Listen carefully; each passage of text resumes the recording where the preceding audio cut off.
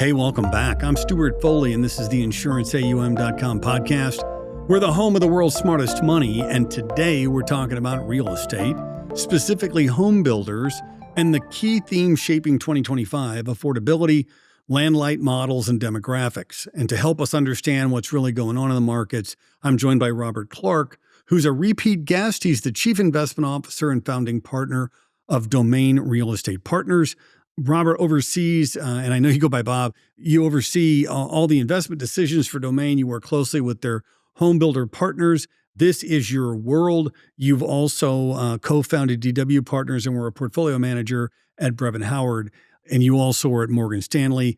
As I mentioned, you're a repeat guest. I love having you on because you know this stuff so well. Welcome back to the show, Bob. Stewart, thanks for having me. It's good to see you again. I hope you've gotten some Emo's pizza since we did the podcast last year, but if not, we're gonna have to do that sometime. Yeah, I'd love to. You know what? I can't remember the last time I had Emo's. And there's other people who listen, and I'll call some people out. There's Luke Schlafly is a St. Louis guy, and he knows. And I'm trying to think. There's a few others. I'm trying to think of who my St. Louis people are that know Emo's. There's some insurance in St. Louis. There's definitely some insurance capital in St. Louis for sure. Yeah, but I mean, just people in the business, right, that are in that from there, and the people who are from there are like, why didn't you remember me? But listen, here's the thing: our icebreaker question has changed a little bit since you've been on, and you have options now. So it's either what was your first concert or what's your favorite movie? Take your pick, Bob. First concert, Lollapalooza in 1994. Lollapalooza. Wow. That's a good start. I think it was the Red Hot Chili Peppers headlining.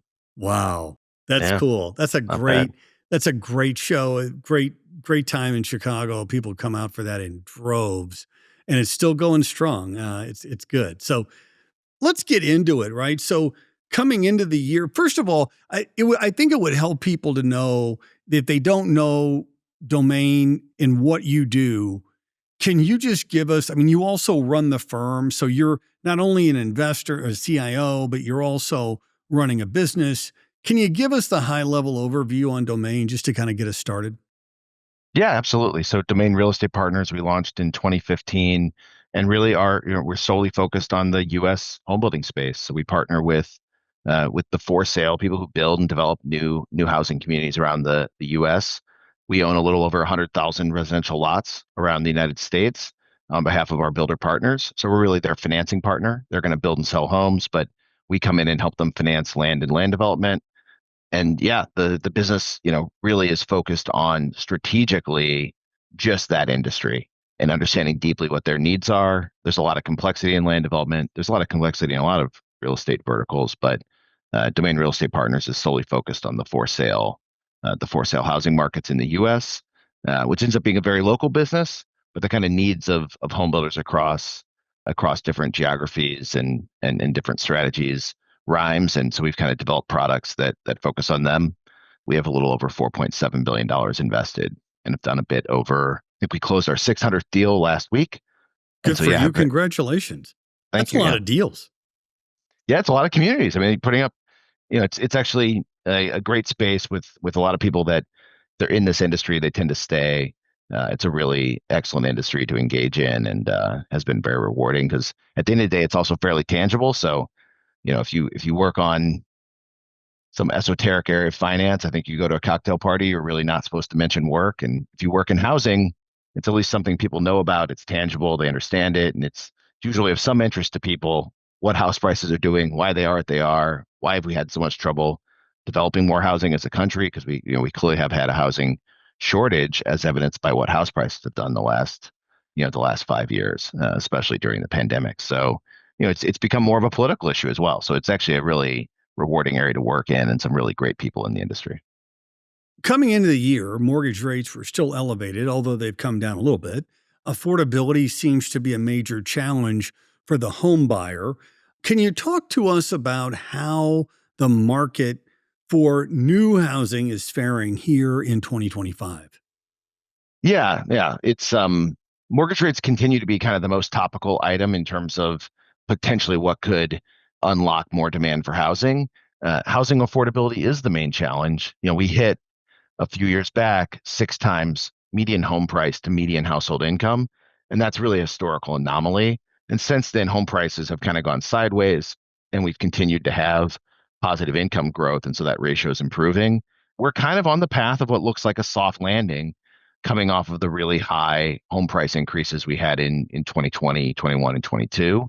But the industry is really a slog right now. If you look at the home builder stocks over the last year, it reflects that they've hit a harder operating environment. You're seeing margin pressure is something you'll hear from all the public builders, and is a real challenge, even more so for the private builders. So what's happened this year is sort of challenging market conditions, right? It's not a good time to buy a new home, but there's people who have life events and need to buy something or want to make a move. And so the home builders see a lot of demand, they see a lot of traffic, but converting the home buyer into a sale has really been more of a challenge in 2025 than it was even in 23 and 24, when the home builders really surprised to the upside and managed, despite mortgage rates, to have some pretty good years. So they're still profitable. There's not impairments. It's not an industry that's in distress by any means, but you're coming off what really were cycle peak margins in 21 and 22, and you're in what I would kind of call a wet blanket market where there's buyers of homes, but you really have to work hard to get to that sale. And so the very talented salespeople in these communities all around the U.S. are earning their keep in 25, really working hard to understand the home buyer and the competitive dynamic. The existing home market's come back a bit. So because mortgage rates were so low, a lot of people have 3%, 2.5% mortgage rate. It's really hard for that person to make a move.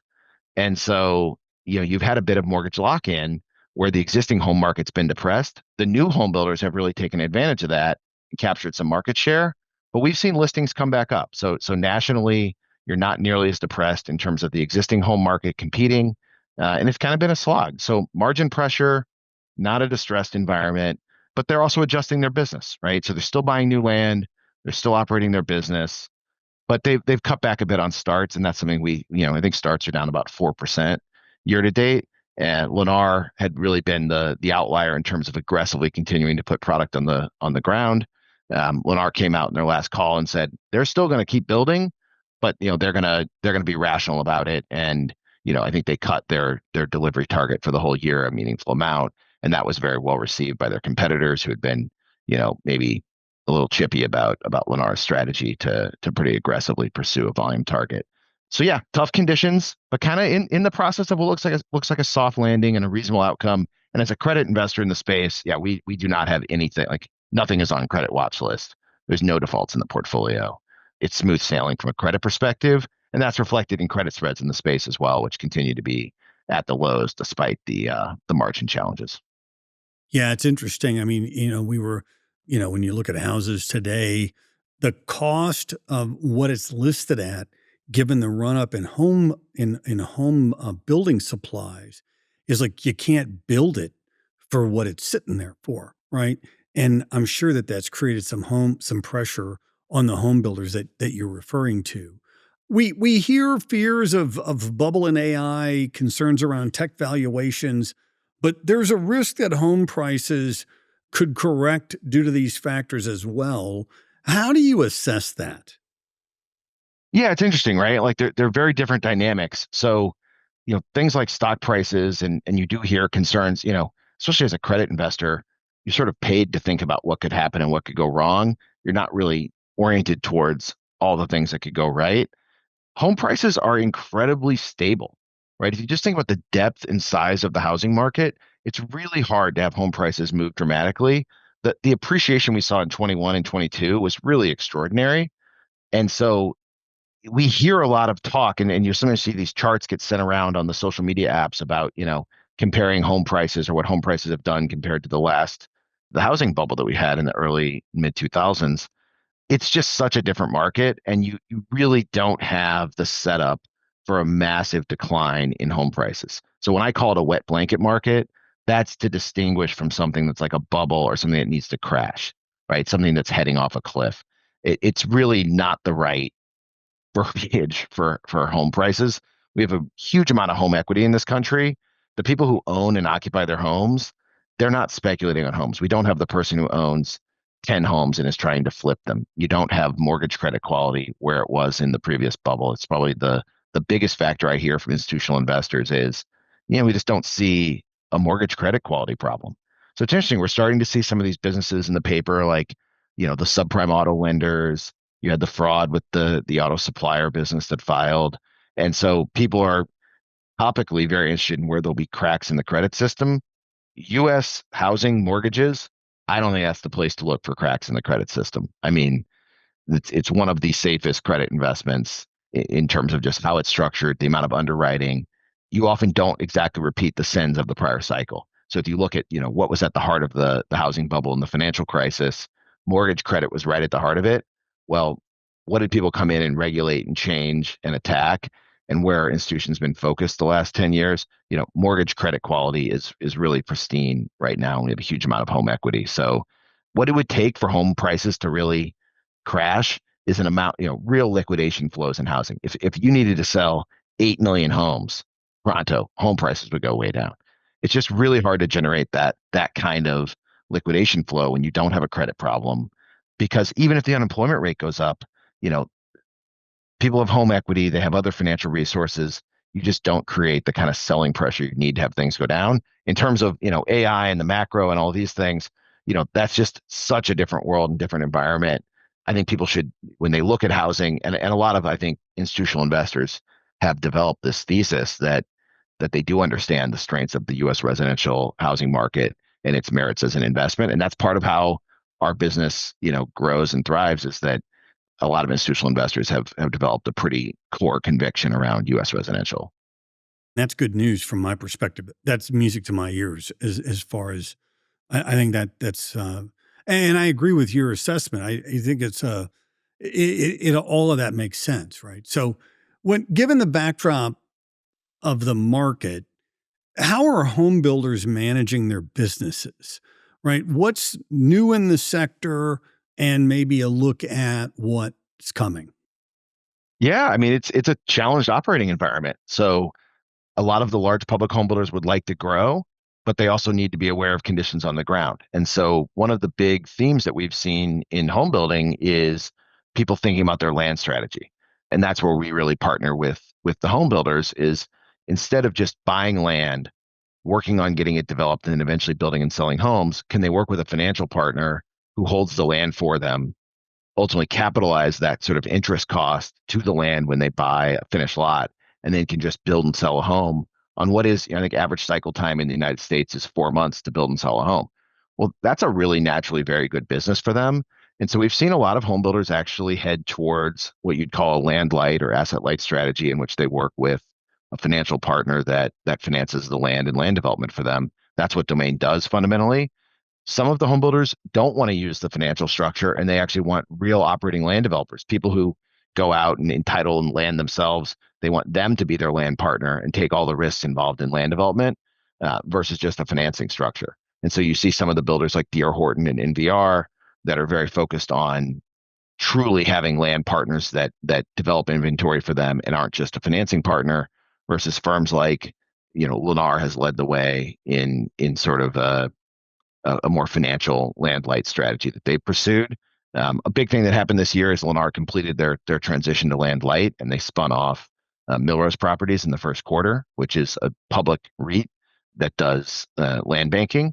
And so that exists. There's sort of a public comp. I think it has around a 9% dividend yield, and our fund is annualizing it, 14 to 15%. So I think we have a little bit of a premium to them in terms of how we manage that. But you kind of have a public land banker for the first time, which is interesting. Yeah, so I mean that's the new thing. One of the big themes in the sector has been this move to land light. In terms of what's coming, there's really big changes afoot ultimately in home building. Home building's not been a high innovation sector. One of the things that has been happening and will continue happening is private home builders have a much harder time than publics. And so we expect the M&A environment to be pretty meaningful. And we think we'll see private home builders continue to get bought by publics who really have significant advantages in the current environment. And then the other thing is probably just demographic change, in which you can talk a bit about, but the the demographic and immigration picture are other challenges that that the homebuilders are dealing with. Yeah, I was just going to ask about that. So, at the end of the day, households buy homes, right? So the demographics really do matter for this industry long term. How are you thinking about the demographic picture nearer term and then longer term? I think it's super important to the industry. Like I often say at these industry conferences that we don't talk about demographics enough. Like everyone will talk about what the Fed's going to do in the next meeting, and they don't always talk about what's U.S. immigration policy going to be over the next 10 years. That matters a lot more to how this industry will perform longer term. It doesn't really come in a lot for us, Stuart, when we look at a community. Like we really do detailed project level underwriting. We're looking at a specific community and the homes that are going to get built and the fact that there needs to be demand today for those homes, that configuration, that type of home at that price point, and make sure that you have location, location, location, right? Real estate is so much about, what's the actual real estate? Where is this? Is this a place a person wants to live?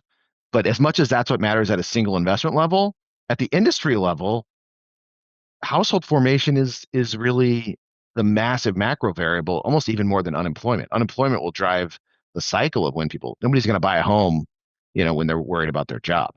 But how many households there are is ultimately how much demand we have for the size of the whole industry. The near term picture is really starkly different than the last 3 years. So we had extremely high immigration post the COVID period. So when you got into 22, 23, 24, you had significantly higher net migration to the United States. And a lot of those people are renters, but at the same time, that demand growth flows into total households and it gets absorbed into both apartments and into single family housing. Near term, we've really shut that down with the immigration crackdown and policy change. And it's not just closing the border, it's also the signaling. And it's that buyer in terms of buyer confidence. We see communities that have a very, ethnic buyer profile and wow, you saw dramatic changes in consumer confidence. The home buyer really shifted in response to the immigration policy in certain communities. And that's just a big challenge for the home builders to manage through that. So near term, it's interesting.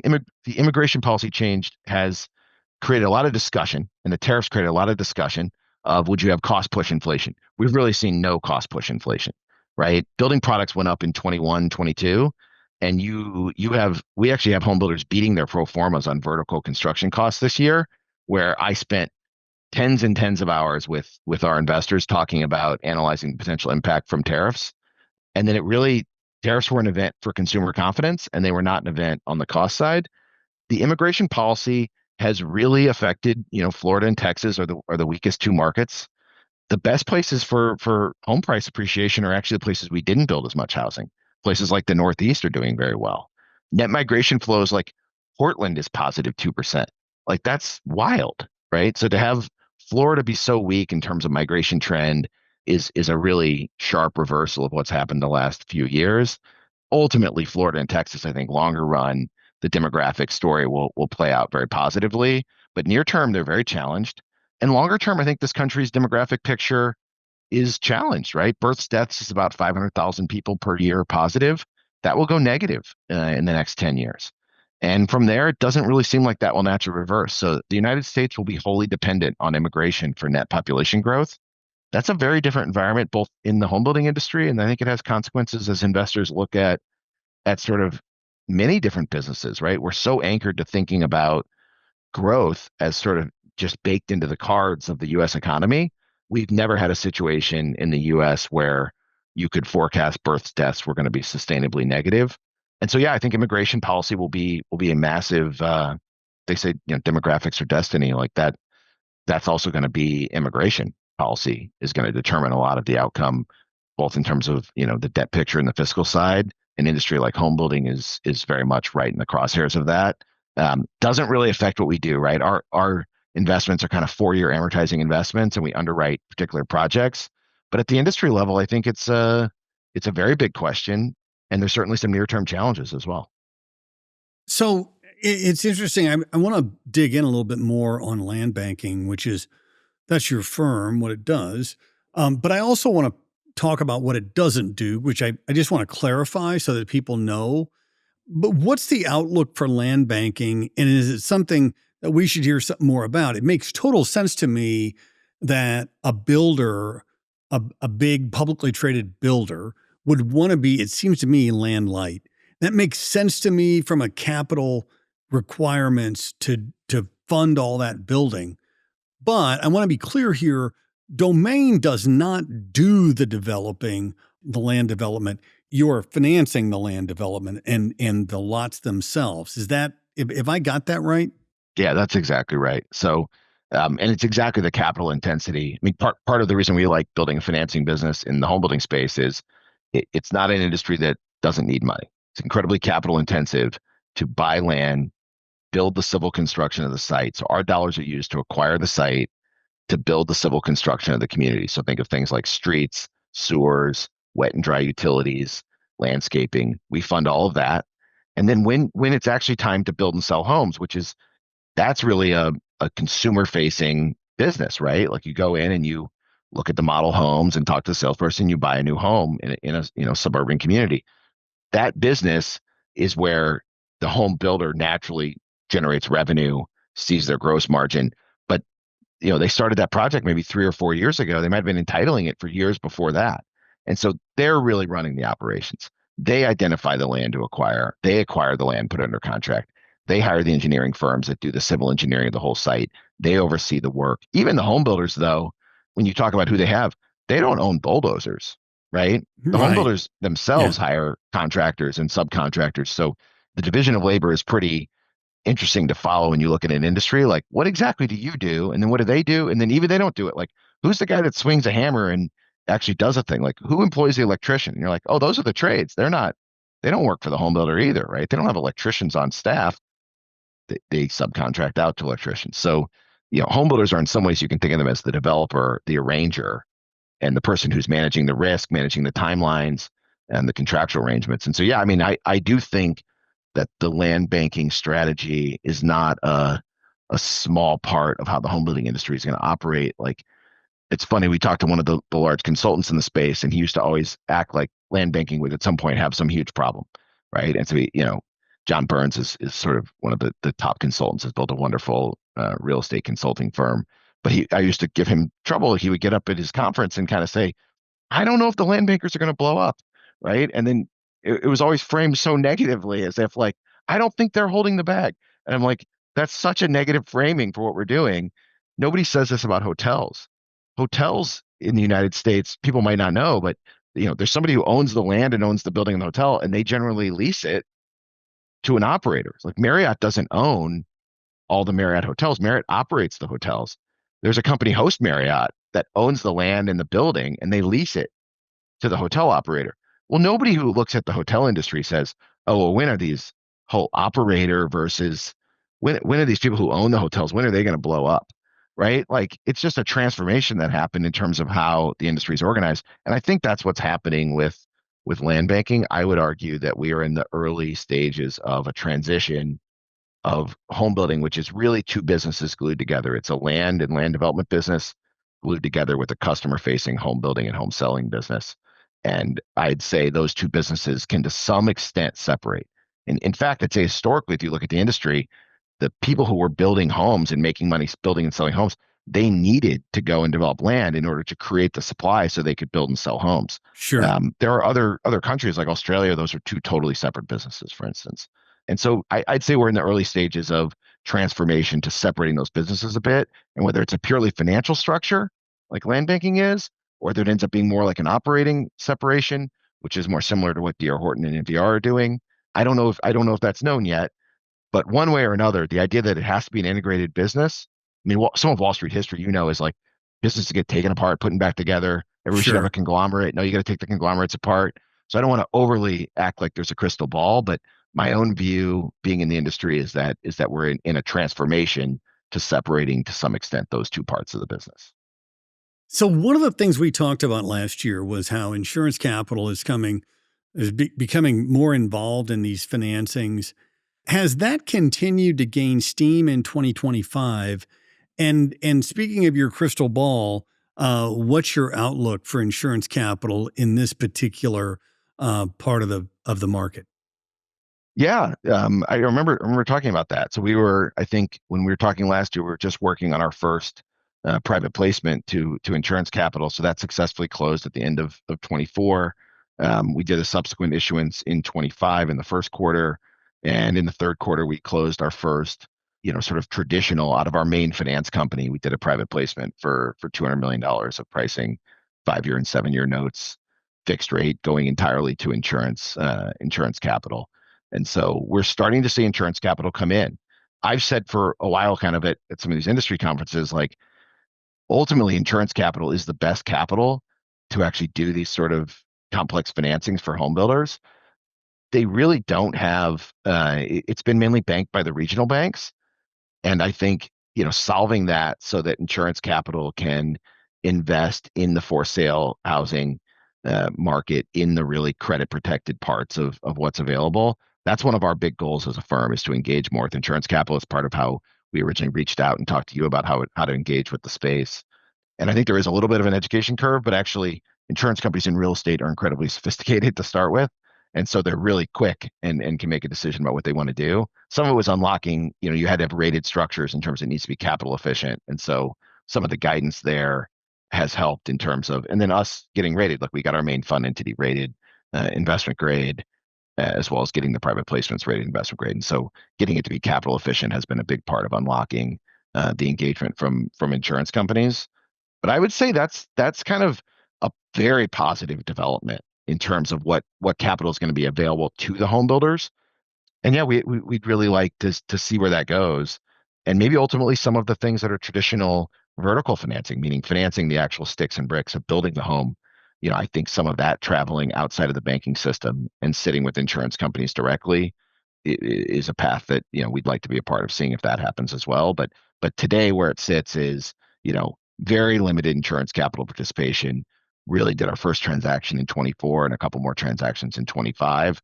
But now we've sort of unlocked the flywheel of, we know how to get a structure where it works for insurance capital. And so, we'll be expecting to do more there. And I think when I think about the industrial logic of it, there's incredible advantages in terms of scalability, durability of capital. Banks really are not inherently very stable structures. And so getting, the whole private credit's sort of being maligned because of some of these canary in the coal mine type defaults, and the people who want to be negative on private credit are going to take their shots here in the press. And I'm sure there's people who are short BDCs, and all of these things exist. Longer term, private credit, I think, has a very robust profile in terms of, the rationale for it existing and getting some of that complex lending out of the banking system. And then the banks can back lever those portfolios, which is what they're doing. So the same thing will play out in areas like ours. It's just a much smaller niche. And we're sort of behind a bit where the sort of middle market lending or lending to the LBO machine is the most evolved in terms of all the different varieties of senior capital providers having come in. But yeah, it's not prospective anymore, Stuart. We actually got 3 transactions done. We have 2 more that are set to close in November, and so really significant engagement from insurance capital. That's fantastic. I'm glad. I'm glad to hear that. It's always a great education in this space, and like I don't know a whole host of folks who are in your world, but like you are in this, like you live and breathe it, and it's obvious by the way that your command of the details of this business is really obvious. And I want to say thank you first of all for that great education, but secondly, I got a couple fun ones for you. We've changed them up a little bit. And you've been at this a long time, and you've been at the top of you've been an entrepreneur. What characteristics are you looking for when you add to members of your team? And the reason I say the entrepreneur part is because it is a big decision to add someone to your team, right? I mean, that person's depending upon that job. And I remember very well when someone who works for us purchased a home. And I was like, oh man, like I felt the pressure to perform to make sure that she could keep her job and pay her mortgage, right? But what are you looking for when you're adding to folks? Yeah, I completely agree. I mean, we're 40, we just crossed 40 people as a firm, and the responsibility in terms of running a business well and having a strategy and executing, and it really is a team. And so I know, if you work at a firm with 20,000 people, then you call everybody teammates, but like at some level of organization, I think it's incredibly challenging to maintain that kind of culture. And there's places that have done it incredibly well. There's places that haven't. At 40 people, I think you can set the tone and hire and have a culture that's incredibly strong. So I find it really rewarding at our current firm size to be able to just have everybody be in. I'd say, it's funny, like when I interview people, often other people have kind of kicked the tires or done kind of the technical part, or we know who they are. It's sort of not usually the first discussion. And one of the things I really want to know, Stuart, is that people have a team mentality. And not I can say the word team or I can say the word partner in a meeting, but like, hey, when you're going to be somewhere, like I remember even when I was at Morgan Stanley, my thing was we're going to make Morgan Stanley win. Was I looking at my next role or my career, my thing? Sure, at times, but really my mentality all day, what I was doing was I was on the team and I was just like when I played football in high school, like, what's the play? What do I need to do in this play? And it was all about the team. And so I think there are differences in personality types, and there's people who are naturally have a team mentality and are going to find that easy. And there's people who can do that because they need to do that, but it's kind of not how they naturally would operate. And I really think you need to have people who can buy in and be part of a team because it's such a tough, the finance industry can be so competitive and people can be very toxic at times. And so we just can't have that inside the team mentality. And so I look for team mentality. I also think there's a thing where like I love what I do, but I don't think it's like the only thing I could have loved doing. And so one of the questions I will always ask people when I interview them is, what do you like about your current job? And if they answer that with what they don't like, we will not hire them. That's interesting. That's interesting. All right. The fun one on the way out the door. I think you've answered this before. Who would you most like to have dinner with? You can have up to 3 guests, 1, 2, or 3. Dinner's on us. Who would you most like to have dinner with, alive or dead? Okay, very interesting. So last time I was very in my economic mode, and I think I said Warren Buffett, who we agreed was the highest market value Yeah. dinner guest because they auctioned it historically. And we had Milton Friedman and Karl Marx. I think we were going to gang up on him. I think I need a less political answer this time. So I'll show some dimensionality. Kurt Vonnegut, very humorous, and would very much enjoy having lunch with him. Let's see. I'll go with Stan Musial from St. Louis. Wow. Stan the man. We'll have a seat at the Wow. table. That's amazing. Stan Musial. I haven't thought of Stan Musial in years, man.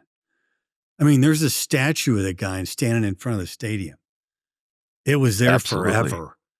I mean, ever. There's St. Louis is such a baseball town. And like if you made a positive impact on the Cardinals with some consistency, you are revered forever. Ozzie Smith is like, Lou Brock. Like Lou Brock was my childhood hero because he batted left-handed and so did I. Awesome. But wow, what a great, that's such Fantastic. a great callback for me. Thanks. And then I'm still going to throw an economist in, but since we had Friedman last time, I'll throw in Frederick Hayek, and I'll see if Musial and Hayek get along, but they can have a beer and maybe some Austrian brats or something. But that would be an eclectic group, and I think hopefully Vonnegut would make us all laugh. So show a little dimensionality versus last time we were pretty far in the political economy range. I like it. All right. Listen, thanks for being on, Bob. We've been joined by Robert Clark, Chief Investment Officer of Domain Real Estate Partners. Thanks for taking the time. Seriously, it's been a great education. Stuart, really enjoyed the conversation. Thanks so much for doing this. Same here. If you like what we're doing, please rate us and review us on Apple Podcasts, Spotify, or wherever you listen to your favorite shows. If you want to watch us, please check us out on our new YouTube channel at Insurance AUM Community. If you have ideas for podcasts, shoot us a note at podcast@insuranceaum.com. My name's Stewart Foley. This is the InsuranceAUM.com podcast, home of the world's smartest money.